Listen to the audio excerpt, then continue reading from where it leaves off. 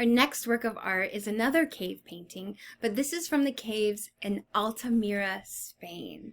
Here we are looking up at a ceiling of bison, and your specific artwork is this one.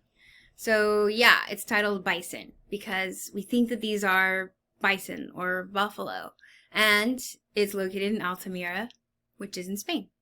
To give you a sense of where that is, here we are. So we were just hanging out in Lascaux, which is right there. Beep, beep, boop. And we're going to go over here to Altamira. Now the story of the discovery of these caves is quite, I think, quite fantastic. Pretty fun. These caves, which date to around 12,000 to 11,000 BCE, so they started being painted 1,000 years after the caves at Lascaux. Notice I still use the word prehistoric Paleolithic. Okay. These caves were discovered in 1879 by a 8-year-old girl. What? What's the story? Okay, so the story is this cave system is located in a mountain range that was owned by a Spanish nobleman who fancied himself to be an amateur archaeologist in the 1870s.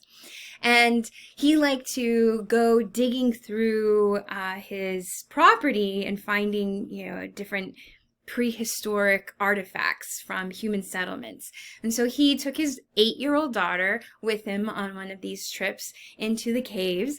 And what he would typically do is dig around in the dirt for anything. And he gave his daughter a lantern, and she, being 8 years old, liked to crawl around and explore. And so she was able to fit and go around and dip down and squeeze under all of these different little knocks and knobs of the cave. And then she came into this chamber where an 8-year-old girl, she's short enough she could stand up. And when she stood up and she held her lantern, she looked up and she saw the bison. These bison here, which you can see the round shapes of the rock, those are natural formations within the rock. And then the artist or artists have embellished those natural rock formations and painted them to look like bison. Here's another view of them. Oh, I like this image here because it helps you understand how small this ceiling is and how easy it would have been if her dad went into this room. He would be on all fours, so he wouldn't be able to even look up. So thank you to that 8-year-old girl. Here's a view looking up. The shapes of these bison seem to be in various standing and laying down positions. Perhaps they are wallowing. Wallowing is a form of kind of rubbing themselves in the dirt, and so maybe this is a part of the movements of a bison.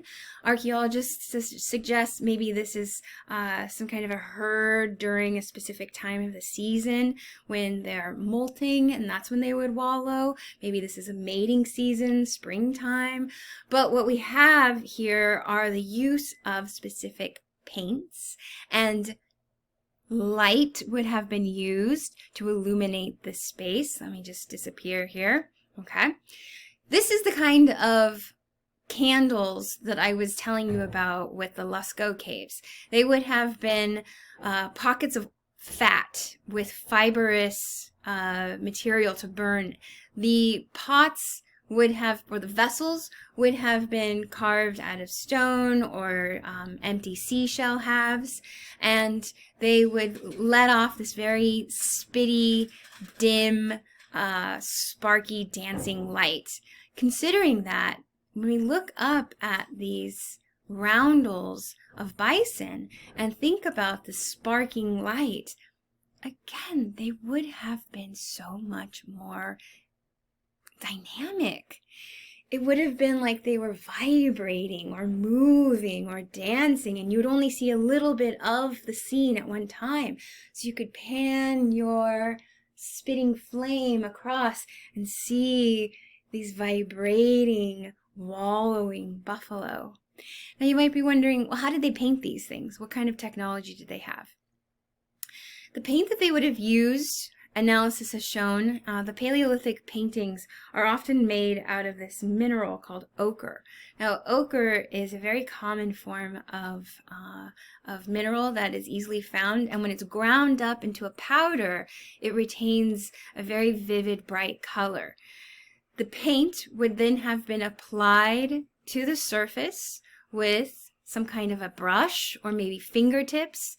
Here we see a recreation of the archaeological or of the brushes that we found at various archaeological sites. Basically, they just grab up dried needles or grasses or reeds and bunch them up, and then you would dip that into your paint, which you would make of the ochre powder, maybe mix it with water or maybe some kind of an animal fat, and then you would pop and use it just like a paintbrush.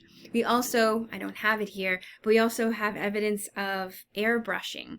The way that they would do that is they would take a long reed that's already hollow, and they would pretend this is a reed, a hollow reed, and they'd dab it in the paint, and then they go, and then they'd blow it out the back.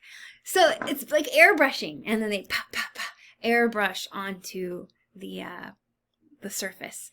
The black is not made of ochre, but most likely charcoal, and they would have plenty of that from all of their fires that they would light at night. So you just take a little bit of your charcoal from the fire pit, mix up some ochre with some water or some animal fat, and then you can apply it with your fingers or your brushes or isn't that great?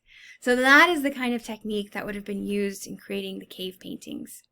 Now, I introduced the technique here with the bison at Altamira, but that's not to say that it didn't happen elsewhere. It's just this is where I'm folding it into the conversation. So here, we might want to ask ourselves, what is the function or the purpose? Well, what's that vocabulary word I just gave you? What? Go back to your notes. What does it say? Sympathetic magic. Yeah. So maybe this is a story, a past, a present, a future. Maybe this is some kind of a sacred element. If we think about bison or think of a herd, have you ever been near a herd of large animals? They're extremely intimidating. What about a stampede of them? Think about the sound that would make, the boom, boom, boom, boom, boom, boom, boom, boom, boom, boom, boom, boom. Now think about the fact that these are above us. What else above us makes these types of boom, boom, boom, boom, boom noises? Thunder. Perhaps this is an understanding of thunder? I mean, before we could possibly understand electricity and positive and negative charges and cold and hot air movements, maybe the best understanding or reasoning is the loud sound of a stampede above you in the clouds.